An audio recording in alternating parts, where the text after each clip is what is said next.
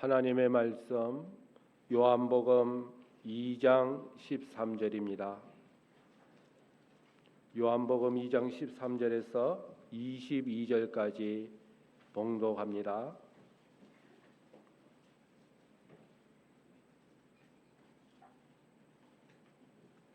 유대인의 유월절이 가까운지라 예수께서 예루살렘으로 올라가셨더니 성전 안에서 소와 양과 비둘기 파는 사람들과 돈 바꾸는 사람들의 앉은 것을 보시고 노끈으로 채찍을 만드사 양이나 소를 다 성전에서 내어 쫓으시고 돈 바꾸는 사람들의 돈을 쏟으시며 상을 엎으시고 비둘기 파는 사람들에게 이르시되 이것을 여기서 가져가라. 내 아버지의 집으로 장사하는 집을 만들지 말라 하시니 제자들이 성경 말씀에 주의 전을 사모하는 열심히 나를 삼키리라 한 것을 기억하더라.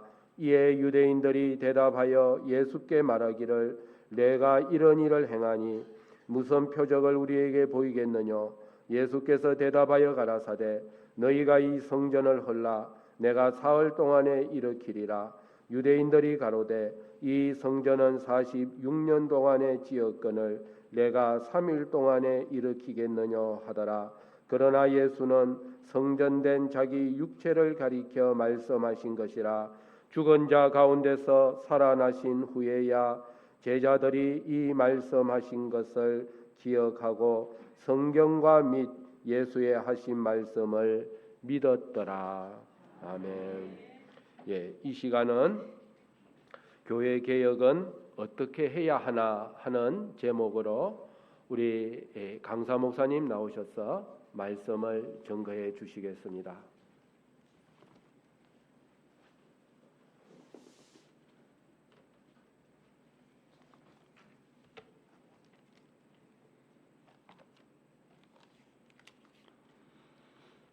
주님은 유월절 절기에 성전에 올라가셨습니다. 그리고 보셨어요. 그리고 분노하셨습니다. 왜 분노하셨을까? 아버지의 집을 장사하는 집으로 강도의 구렬로 만들었기 때문에 진노하셨습니다. 성전의 존재 목적과는 다르게 그들은 하나님을 섬기고 있었고 그 모습을 주님은 보시면서 개혁해야 될 그 이유를 주님은 목격하게 되었습니다. 그것은 무엇인가? 인본주의적 신앙이에요. 자기 좋도록 자기 편하도록 편리주의의 신앙을 보았습니다. 세상 사람과 별 차이가 없는 세속주의를 보았다는 거예요. 또한 유물주의를 보았어요. 물질 만능주의의 신앙을 보았다 하는 겁니다. 장사하여 이익을 남기려는 자들을 보았어요. 뿐만 아니라 표적과 이적만을 쫓는 신비주의를 보았습니다. 그들의 외식을 보았어요. 겉과 속이 다른 그들의 모습을 보았던 것입니다. 겉으로만 포장하는 과장주의를 보셨어요. 그리고 그들의 잘못된 열심을 보았습니다. 이에 분노한 주님은 노끈으로 채찍을 만들어 양이나 소를 다 성전에서 내어 쫓으시고 사람들의 돈을 쏟으시고 상을 엎으셨습니다. 왜 이렇게 주님이 하셨을까? 그들의 잘못된 신앙을 보셨기 때문이에요. 본문을 통해서 주님이 행하신 개혁은 무엇인지, 성전은 어떻게 개혁이 되어야 하는지 이 시간에 증거하도록 하겠습니다. 진정한 성전 개혁은 어떻게 이루어져야 하는가? 이 시간에 네 가지로 증거하도록 하겠습니다. 첫째는 15절 보시기 바랍니다. 15절 다 같이 시작. 채찍을 만드사 양이나 소를 다 성전에서 내어 쫓으시고 돈 바꾸는 사람들의 돈을 쏟으시며 상을 엎으시고. 진정한 개혁은 단호하고 과감해야 된다. 개혁은 뒤로 미루면 안 됩니다. 결단력이 있어야 됩니다. 라오디게아 교회를 보면 더 없든지 차든지 하라. 너희들이 미지근하다. 내가 너희를 토하여 내치리라. 그런데 거기서 더웁든지 차든지 하라 이렇게 말을 했어요. 그래서 우리가 잘못되면 더운 것은 뜨거운 것이고 차가운 것은 열심히 없는 것이고, 그래서 어떤 일을 하려면 하든지 말든지 해라 이런 뜻으로 잘못 해석된 경우가 많이 있습니다. 그래서 주님은 더운 쪽으로 더운 일을 하고 차가운 일을 하고 양쪽 면들을 주장을 하신 거예요. 중간에 미지근한 건 주님이 원하지 않는 거예요. 그러니까 우리가 이것을 해석할 때 하려고 하고 하기 싫으면 하지 마라 그러면 거기에 부정적인 의사가 붙어야 되겠죠. 근데 주님은 더웠든지 차든지 하라. 더운 것은 열심을 내고 아주 열심히 한다 하면, 차가운 것은 냉정한 거, 결단력, 진리에 바로 서는 거, 이것으로 우리가 볼 수가 있겠어요. 냉정하고 차가운 결단력이 있어야 된다는 거예요. 진리에 대해서는 그것이 단호함이 있어야 됩니다. 진정한 개혁은 사람을 보고 개혁하면 안 돼요. 환경과 여건을 보아서도 안 됩니다. 진정한 개혁은 정에 끌려서도 안 돼요. 단호해야 됩니다. 아주 단호하게 해야 된다 그 말이죠.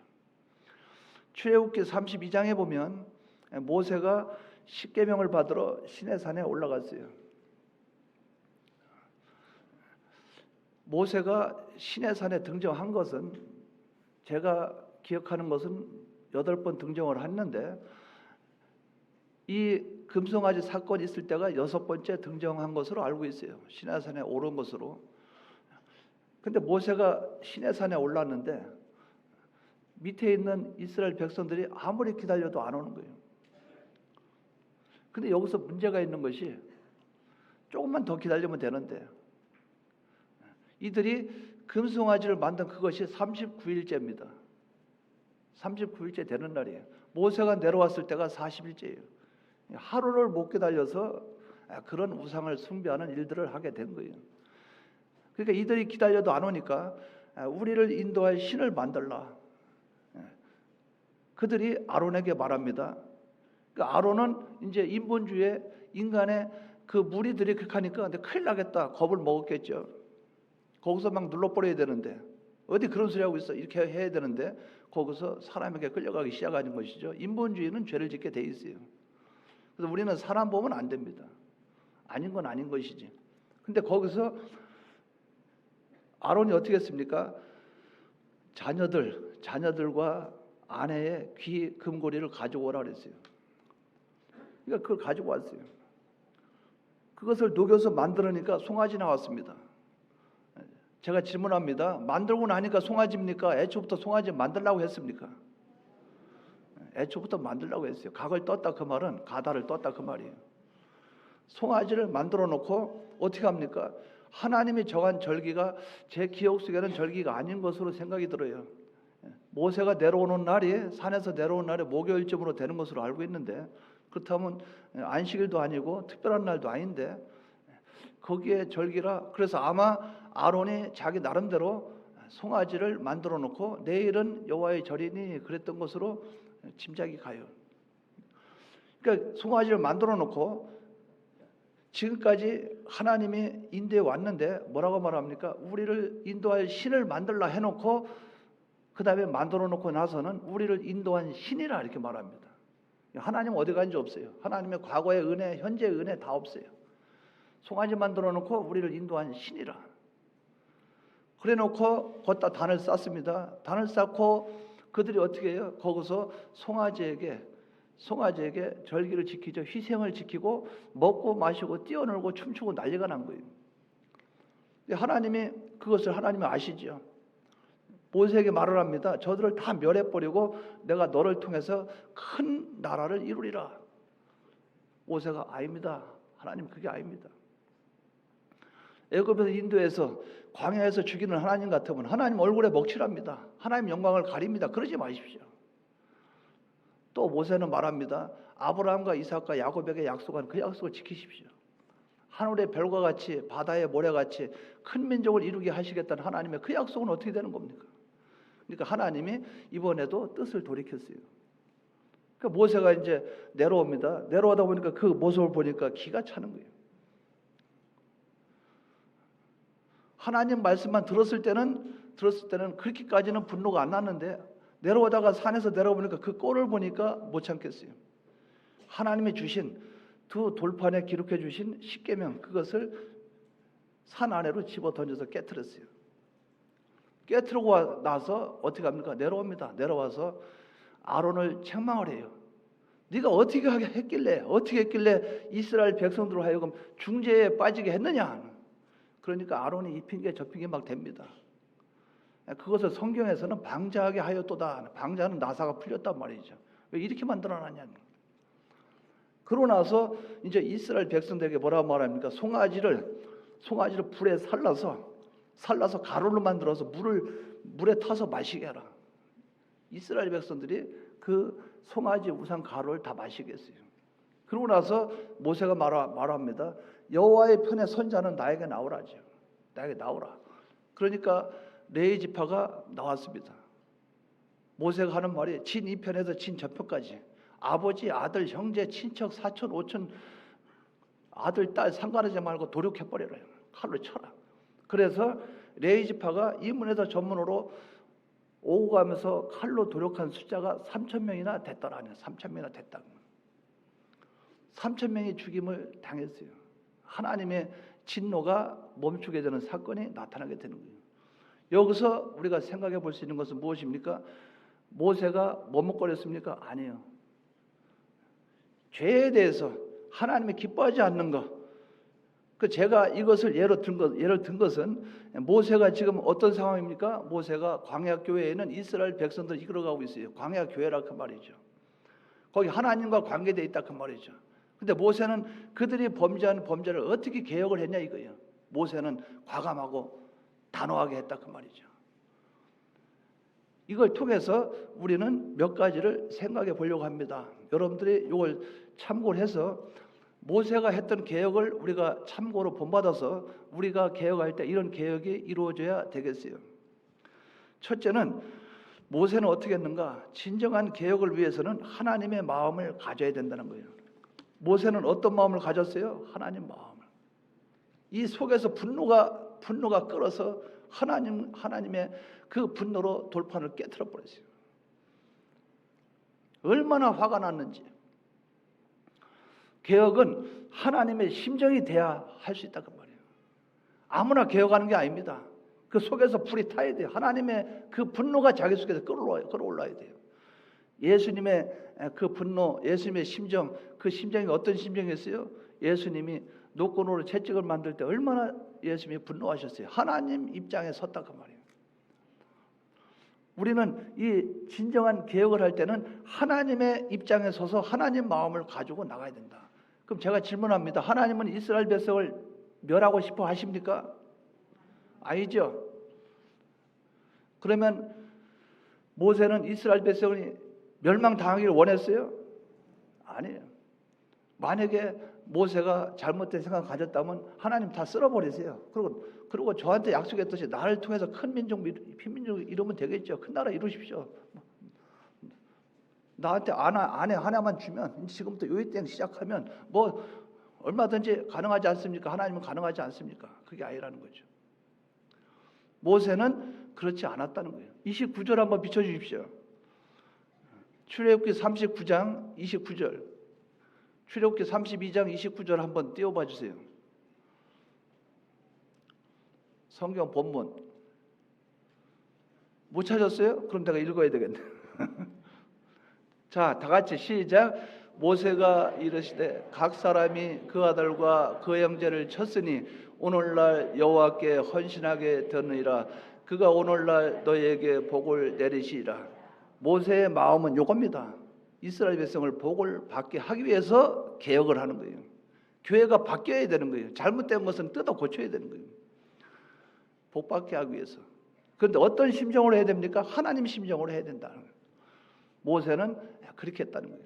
여러분들이 교회를 바꾸고 싶어요? 하나님 마음이 되십시오. 자기 중심으로 하지 말고 자기 기분에 맞춰서 이리저리 하지 말고 하나님 마음이 되세요. 그리고 누구나 다 온 교회 성도 전체가 다 복받는 그 길이 열리기를 바라는 그 마음으로 해야 된다 그 말이에요. 두 번째로 생각해 볼 수 있는 것은 백성의 범죄는 하나님과의 계약을 스스로 파기하는 것과도 같다는 것을 우리가 생각해 볼 수 있어요. 자, 죄는 누가 졌습니까?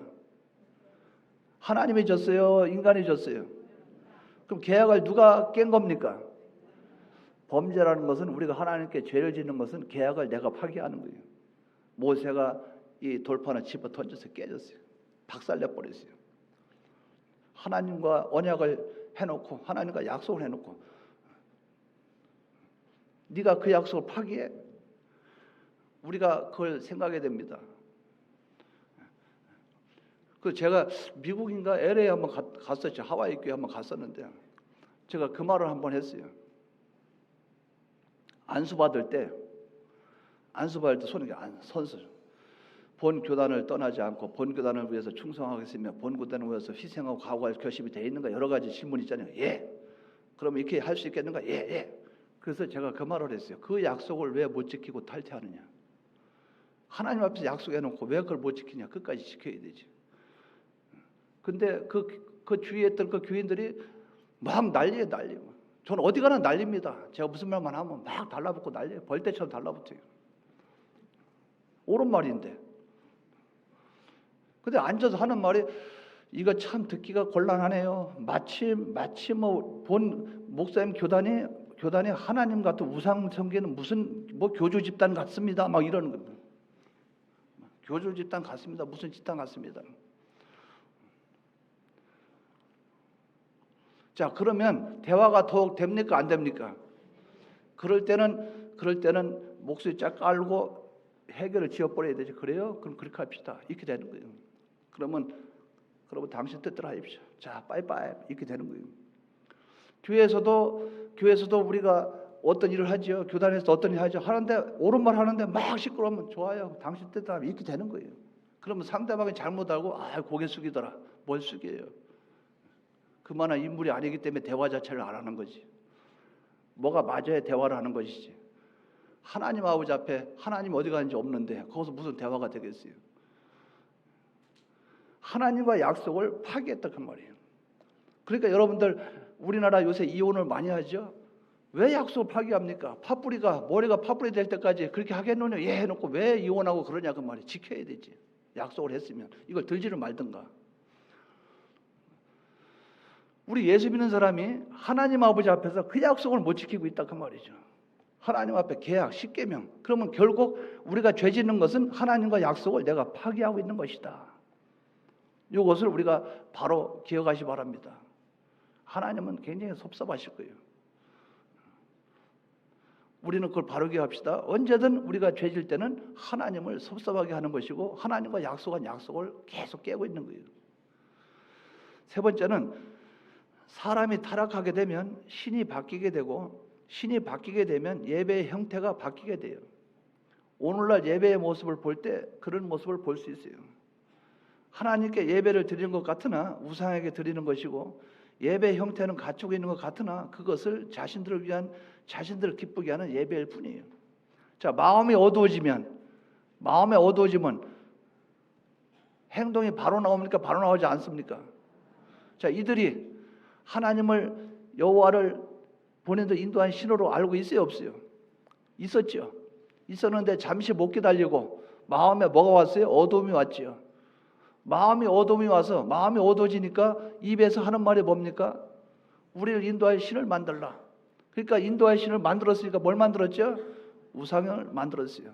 우상을 만들어 놓으니까 우상을 가지고 섬기죠. 자, 정상적인 우상이 됩니까? 삐뚤어진 우상이 됩니까? 삐뚤어진 우상이죠. 이 온전한 예배가 되겠어요? 안 되겠어요? 그러니까 사람이 어두워지고 삐뚤어지면 그 속에 어떤 사람은 돈, 어떤 사람은 명예, 어떤 사람은 권세, 어떤 사람은 자존심, 주관, 이게 자기 속의 우상으로, 신호로 자리를 딱 잡으니까 행동이 어떻게 됩니까? 예배의 태도가 바뀌게 되는 거예요. 예배가 삐뚤어진다 그 말이에요. 뭐 열린 예배니 무슨 예배니 이런 예배가 그렇게 나오게 시작하게 된다 그 말이에요. 그렇기 때문에 우리가 이걸 바로 기억하지 바랍니다. 이들의 마음이 어두워지니까 송아지를 만들어놨고, 송아지를 만들어니까 예배를 드릴 때 어떻게 드려요? 모세가 그 소리 들으니까 예배 드리는 소리가 아니고 먹고 마시고 즐기고 춤추는 소리로라. 벌써 찬양이 유행가로 바뀌었고, 먹고 마시는 게 술 마시고, 거기서 즐겁고 기뻐하는 게 인간 중심, 인간 위주. 완전히 교회가 부패와 타락이 돼버린 거예요. 이것을 바로 기억합시다. 그러니까 모세는 이것을 개혁을 하지 않으면 안 되는 거예요. 뜯어 고쳐야, 때려 부셔야 됩니다. 우리가 이런 면들을 바로 기억해야 된다 그 말이죠. 네 번째는 교회를 개혁할 때 이건 꼭 중요하게 생각하십시오. 따라하십시오. 교회를 개혁할 때는 중직자도 예외가 아니다. 모세가 와서 누구 야단 쳤어요? 아론. 오늘날은 장로는 말도 안 해.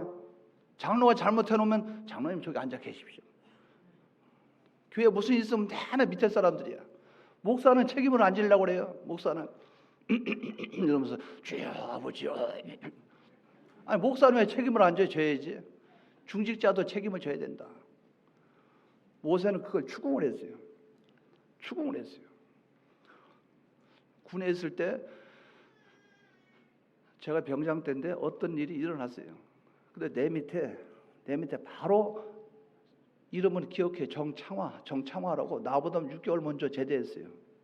거기 대학교 4년 졸업했고 그때 36개월 근무할 때 대학교 4년 졸업했고 나는 대학교도 못 나갔고 그러니까 나보다 늦게 왔는데 제대는 빨리 했어요. 그런데 무슨 일이 있어서 기합을 주고 막 훈련을 주는데 제가 볼 때 대개 이제 기합을 주면 자기 밑에 바로 한 달, 두 달 늦게 온 사람은 넌 빠져. 그다음 나머지 엎드려 뻗쳐 막 이래요. 근데 제가 집합할 때는 딱 집합시켰는데 정창화가 안 보여. 바로 내 밑에 2달 밑인데. 그래서 찾아오라고 그랬어요. 찾아오는데 시간이 꽤 걸려요. 뭐 30분, 40분 막 다 찾아와. 정창화 찾아왔어. 제일 많이 후드려 팼습니다. 자기는 억울하죠. 왜 빼주는 거 억울하죠. 왜? 내 머릿속에는 예외는 없다는 거예요. 예외는 없대요. 그래서 좀 그런 일이 있어요. 제가 어떤 일이 생기면 우리 산호도 내 눈밖에 나면 용서 안 합니다. 우리 애들도 그러고 나 아무리 가까운 사람도 제가 아니면 막 들이받아버려요. 왜? 아닌 건 아니라 그 말이죠. 거기에 끌려가면 할 수 있는 일을 못한다 그 말이에요. 또 그렇게 나한테 방해되는 일은 안 하지만 우리 집에서 방해되는 일 안 하지만 마음의 중심은 그렇다 그 말이죠. 그러니까 어떤 일을 결정하는데 그건 아닌 것 같아요.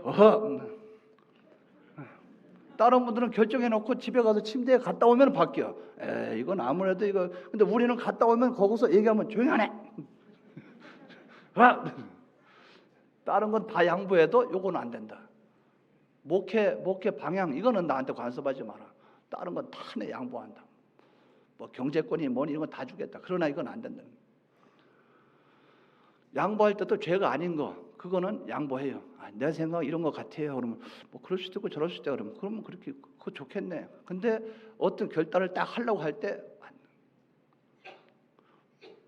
그래서 한번 제가 생각할 때 지금도 미안하게 생각하는 건 있어요. 교회를 이동하는데 교단에서 어느 교회 가려나 그래서 기도해보고 답변하겠습니다 하고 기도해보니까 가야 되겠어. 근데 우리 사모는 애를 낳은 지가 1달도 안 됐어요. 1달 됐나? 그냥 나 혼자 가버렸어요. 뒤에 1달 후에 왔습니다. 저는 양소원 가서 잠자면서 그 교회를 심호했고 사모는 집에 있었고 나중에 어떻게 할 거예요? 내가 갔는데 뭐 안고 따라와야 되지. 그런 면에서는 미안해요. 그렇게 5번씩 했으니까. 그러니까 결정을 항상 내가 하는 거예요. 어디 교단에 연락 오면 기도해 보겠습니다. 결정 딱 하면 그런 줄 알아. 그러니까 좀 미안해요. 그때 좀 부드럽게 하고 좀 방법도 여러 가지 있었을 것인데 꼭 그래야만 됐는가 이런 거 있잖아요. 어쨌든 중요한 것은 우리가 목회를 하거나 교회 일을 하거나 중직자들도 예외는 아니다. 목사도 책임져야 되고 장로도 책임져야 되고 권사도 책임져야 되고 이럴 때 교회는 바로 세워 나가게 되는 거예요. 5번째는 개혁에는 반드시 고통이 따른다 그 말이죠. 이스라엘 백성이 송아지 만들어 놓고 우상 섬길 때 거기서 몇 명이 죽었습니까? 칼로 도륙해서 몇 명이 죽었죠? 3,000명 고통이 따라요. 교회 개혁을 하려면 3,000명이 그 이스라엘 백성 3,000명이 죽었어요.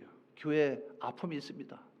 교회를 개혁해서 바로 나가려면 거기서 반대하는 사람, 거기에 내 이놈 교회 못 다니겠다. 아니면 목사님이 틀렸네, 뭐가 됐네, 뭐 그런 거, 또 이런 거 저런 거, 교회는 또 침체돼, 분위기는 냉랭해, 뭐 이런 일들 많이 있죠. 그러나 과감하게 나가면 하나님이 역사를 하신다는 거예요. 우리가 이것을 믿고 나가야 됩니다. 그렇기 때문에 개혁에는 고통이 따라요. 세상에 고통이 없는 일이 어디 있어요? 병원에 가서 수술을 해도 고통 다음에 우리가 치료가 되는 것이지. 제가 이제 그런 생각을 별로 생각했나 모르겠는데, 제가 이제 무슨 수술할 일이 있어서 수술했는데 나올 때 이제 마취가 깨면 막 헛소리 하잖아요. 자기 속에 있는 말을 막 하게 되잖아요. 속마음을 막 말을 하게 되더래요. 근데 이제 딴 분이 저한테 얘기해 줘요. 제가 그러더래요. 나오면서 아이고 이놈의 세상 안 올라고 그랬는데 또 오네. 눈 떠보니까 또 이놈의 세상이네. 막 계속 그러더래요. 고통스럽다 그 말이죠. 아이고 이놈의 세상. 목회도 그만하고 이제 하늘나라 가고 싶은데 또 눈 떠보니까 또 세상이네요. 여러분 교회의 개혁을 하려면 고통이 따른다는 것을 기억하시기 바랍니다. 여섯 번째로 생각해 볼 수 있는 것은 개혁은 범죄하지 않은 사람을 붙잡고 해야 돼요. 여호와 편에 선 사람은 나오라. 레위 지파가 나왔죠. 레위 지파는 우상 숭배 안 했어요. 송아지 안 만들었어요. 교회 개혁을 하려면 바로 신앙생활 하는 사람 붙잡고 하십시오. 교회를 끌고 나가려면 신앙생활 잘하는 사람 끌고 나가십시오. 붙잡고. 삐딱한 사람 붙잡고 해호호 하면서 가지 말고. 진정한 교회 개혁은 깨끗하고 바른 사람. 그 사람을 통해서 개혁이 이루어지는 거예요. 그래서 우리는 목회자는 무엇보다 제일 중요한 게 보는 눈이 있어야 됩니다. 제가 통계학적으로 볼 때 그래요. 통계학적으로 볼 때는 제 개인 통계로 교회 이동해서 갑니다. 막 목사님 머릿속으로 제가 계속 경험해봤죠. 아, 요 사람이 1년 지나면 속썩일 사람이구나. 요 사람이 이 교회에 제일 문제점 있는 사람이구나. 요 사람은 또 남자분은 목사님 이렇게 하면 그 다음에 머릿속에 3명, 4명, 5명, 6명 오늘 왜 이렇게 많아? 말면. 근데 진짜 오리지널을 뒤에 숨어 있다가 이삿짐이나 뭐나 다 끝나고 나면 똑똑똑 그러면 계십니까? 보면은 거기에 진짜 깨끗한 사람이 쑥 들어와서 목사님 오셨네요. 제가 시간이 바빠서 못 왔습니다. 목사 그렇지 않으면 옆에서 일을 해도 조용히 있어요. 그러면서 목사님 수고해 주십시오. 조금만 가겠습니다. 그러면 다음에 보면 교회 가서 문 열고 들어가 보면 저 구석에서 뭐지 이렇게 하고 있어요. 그럼 그렇지. 교회의 개혁, 교회를 끌고 가고 이끌어가는 것은 항상 깨끗한 사람을 통해서 해야 된다. 이것을 꼭 붙잡고 나가시기 바랍니다. 이렇게 할 때 진정한 개혁이 이루어지는 거예요. 이스라엘 백성의 범죄로 인해서 이스라엘 백성들이 모두 멸망할 위기에 처했을 때 모세는 신속하고 단호하게 과감하게 개혁을 단행해서 이스라엘 백성들을 멸망 가운데서 구원하게 된 것입니다. 개혁은 모두를 살리는 거예요. 그러나 개혁을 위해서는 과감하고 단호해야 된다. 과감하고 단호해야 돼요. 이런 개혁이 우리에게도 있기를 바랍니다.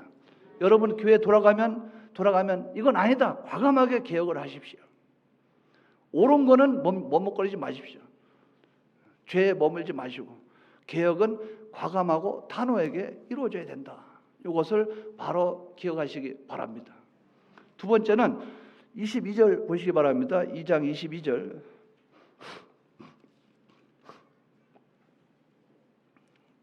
다 같이 시작. 죽은 자 가운데서 살아나신 후에야 제자들이 이 말씀하신 것을 기억하고 성경과 및 예수의 하신 말씀을 믿었더라. 두 번째는 성경적이어야 된다.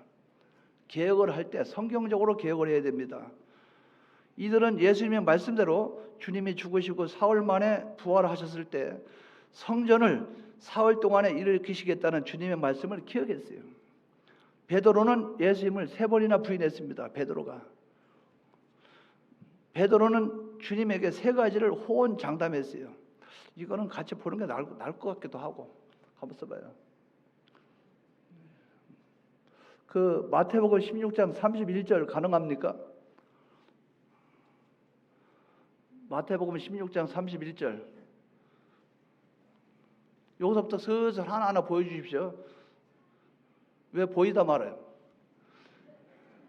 16장 31절, 1절 말고 31절.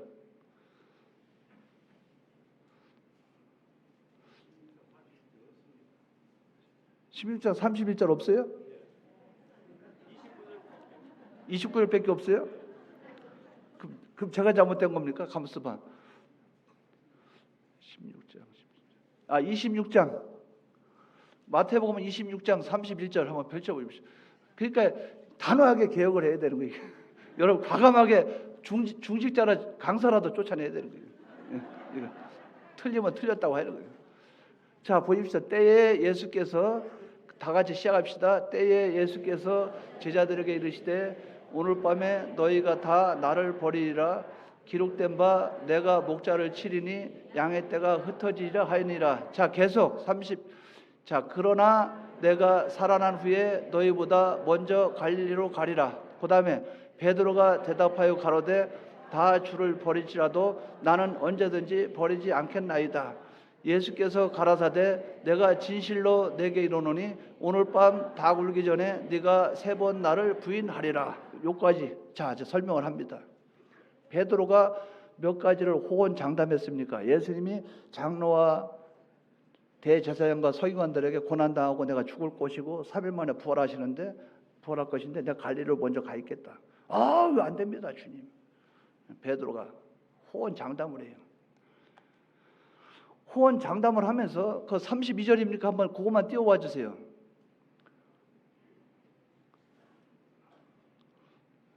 33절. 자, 다 같이 시작. 베드로가 대답하여 가로되 다 주를 버릴지라도 나는 언제든지 버리지 않겠나이다. 여기서 자 봐요. 베드로가 가로되 누가 버립니까? 다 주를 버리는데 누구는 안 버려요? 나는 안 버려.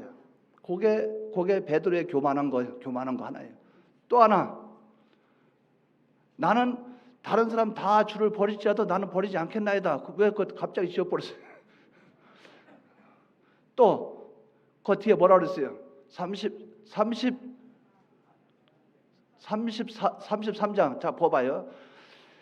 나는 언제든지 버리지 않겠나이다. 따라하십시오. 언제든지 버리지 않겠나이다.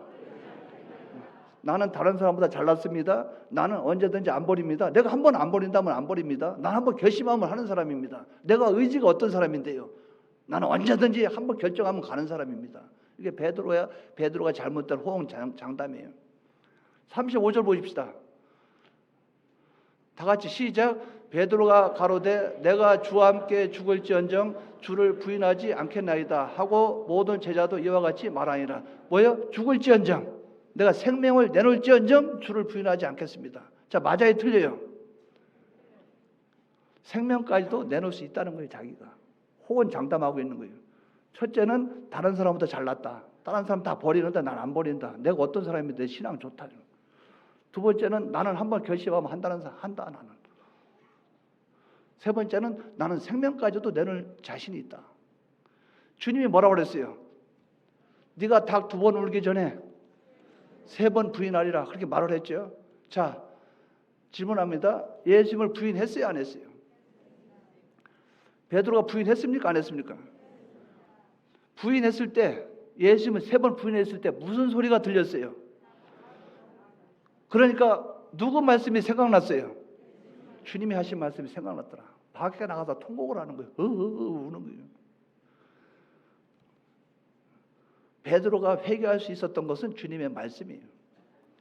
닭울음소리가 울리니까 주님이 나한테 네가 닭 2번 울기 전에 3번 부인하리라. 내가 그렇게 잘났다고 호언장담했는데 알고 보니까 그렇더라. 주님은 베드로를 통해서 3가지를 발견하게 된 거예요. 우리한테 그걸 알려주고 계신 거예요. 예수를 부인할 수밖에 없는 인간은 이런 인간이다. 지가 제일 잘났다고 하는 인간, 지가 뭘 결심하면 뭐든지 할 수 있다는 인간, 생명을 함부로 내놓다고 장담하는 인간, 이 인간이다. 그러니까 베드로가 3번 부인했죠. 봐봐라, 이 인간이 이런 인간이다. 부인했어요. 그러고 나니까 주님이 나중에 베드로 만나서 질문하죠. 네가 나를 사랑하느냐? 예, 사랑합니다. 네가 나를 사랑하느냐? 아이고, 사랑하냐. 네가 나를 사랑하느냐? 주님이 아시지 않습니까? 평가는 주님이 하는 것이다.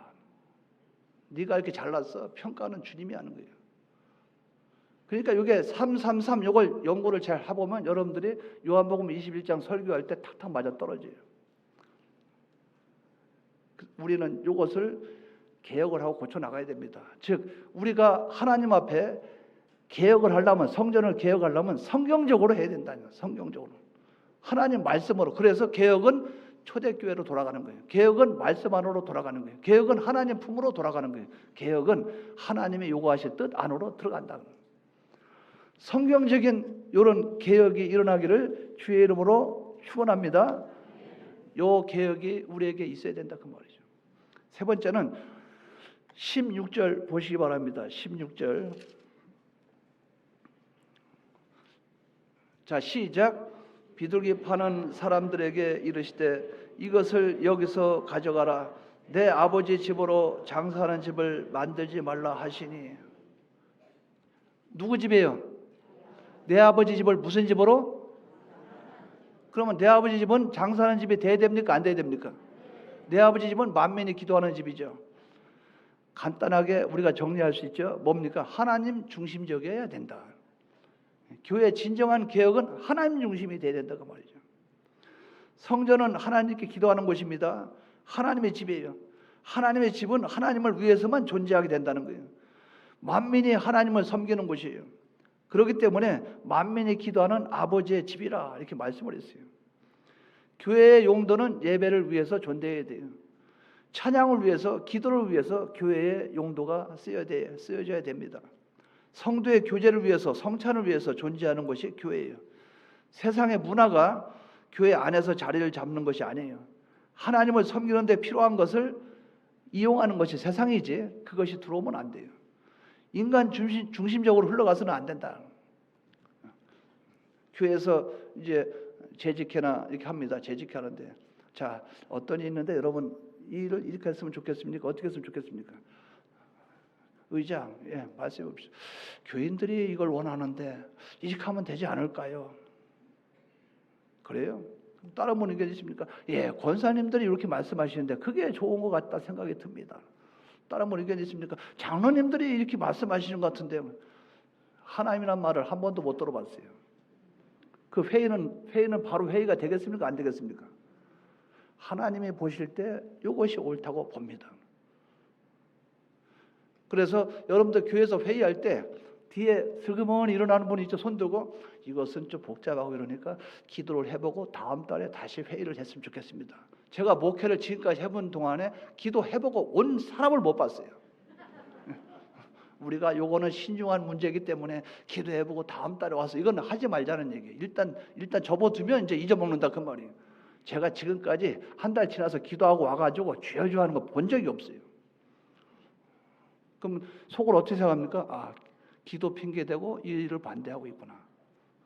저 사람은 인본주의구나. 저 사람은 장로 중심, 저 사람은 권사 중심, 저 사람은 분위기 중심. 가만히 있다가 막 이거 나면 자, 손 들어봅시다 하면 인원이 막 많아. 그럼 반대하고 있다 보다가 저 그렇다면 많은 사람 따라가랍니다. 뭡니까? 여론 따라가는 사람. 교회는 다수가 아니고 교회는 진리가 주장해야 되죠. 교회는 하나님 중심이 돼야 된다. 하나님 중심적이 돼야 됩니다. 이런 개혁이 일어나기를 바랍니다. 참 좀 그래요. 좀 그럴 때가 많이 있어요. 목회자가 인간 중심이면 목회자 뜻을 따라가지 말아야 됩니다. 목회자가 인간 중심이면 따라가지 말아야 돼요.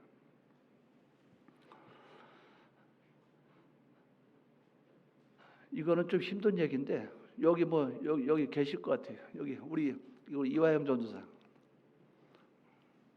제가 남산교회 있을 때 이화영 전도사가 장로였어요.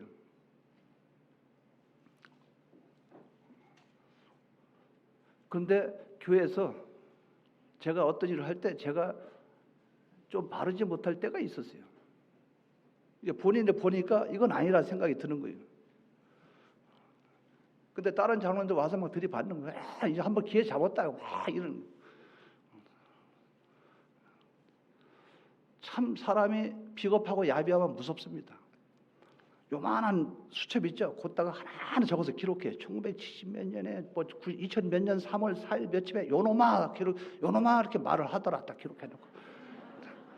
요 더러운 인간아 점점점 하고. 그래가지고 목사님 이랬지 않습니까? 여러분 그런 때가 있다 그 말이에요. 기록해 놓고. 그다음에 내가 말한 말은 없어. 어디 가니? 왜 나는 기억이 안 나니까 글쎄요. 요거 보세요. 하면서 옆에서 몇 사람 불러다가 그렇지 히히 깔깔깔 그렇지 히히 깔깔 이런다.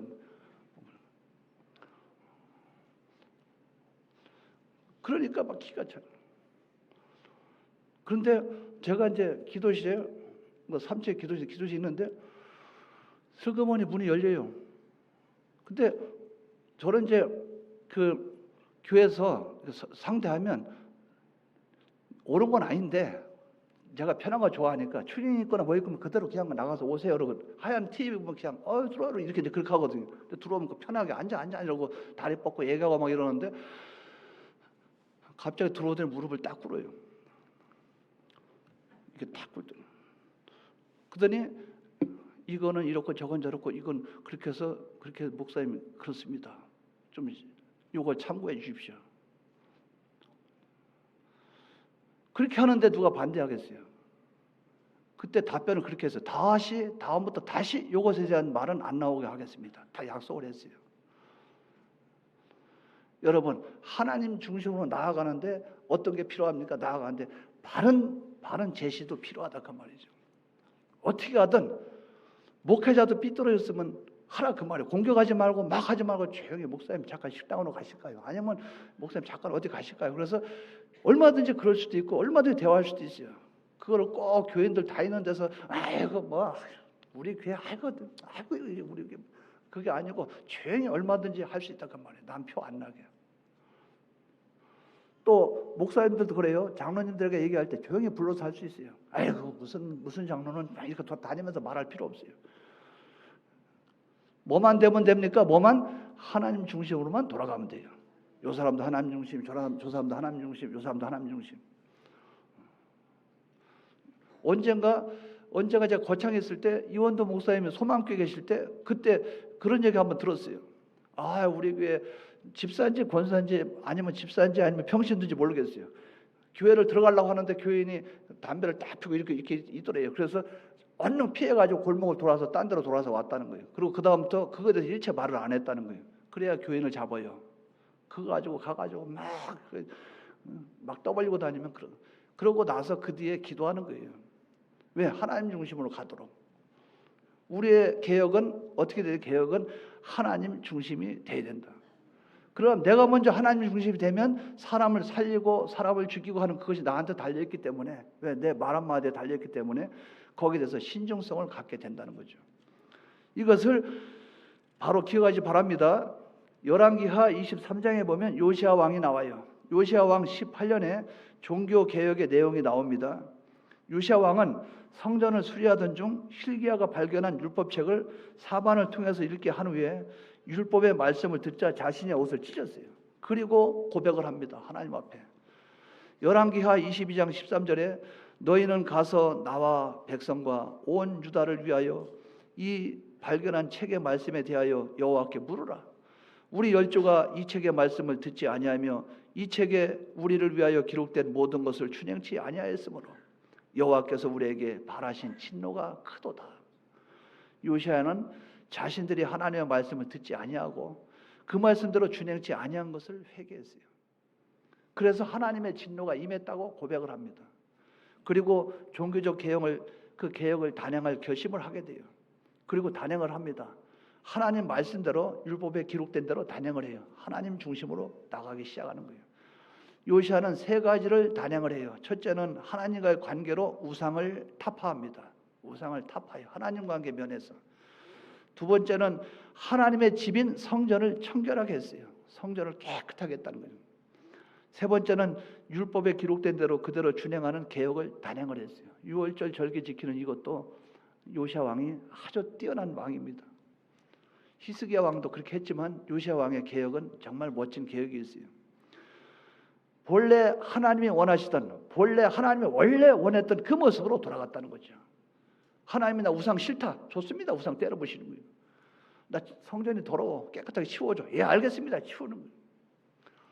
우리가 모텔 같은데 방을 잡아서 가죠. 그럼 앞에서 사용했던 사람이 떠나면 싹 청소해 주죠. 그러면 우리가 들어가잖아요. 하나님이 내가 거할 곳 더러운 거 싫다. 깨끗하게 해달라. 요시아는 성전을 청결하게 했어요. 근데 어떻게 하나님 말씀대로 했다는 그게 무슨 뜻이에요? 하나님 중심으로. 개혁은 하나님 중심이 돼야 된다는 거예요. 뿐만 아니라 하나님의 예언대로 베델에 있는 산당을 제하고 산당의 제사장들을 단 위에 죽이고 사람의 해골을 단 위에 불살랐어요. 그리고 유다 각 성읍에 있는 모든 제사장들을 예루살렘에 불러와서 성전에서 봉사하도록 했어요. 이게 중요합니다. 그리하여 하나님에 대한 온전한 예배를 회복을 했어요. 요겁니다. 성전이 개혁이 되면 하나님의 앞에 온전한 예배가 회복이 되는 거예요. 신령과 진정으로 드리는 예배가 되는 거예요. 하나님 중심적인 예배가 되는 거예요. 인간 중심에서 하나님 중심이 된다는 거예요. 이 개혁은 하나님 중심이 되어져야 된다 그 말이죠. 이것이 우리 본 교단에 이러한 역사가 나타나기를 바랍니다. 개혁은 누구 중심? 하나님 중심. 하나님 중심의 개혁이 되어지기를 바랍니다. 네 번째는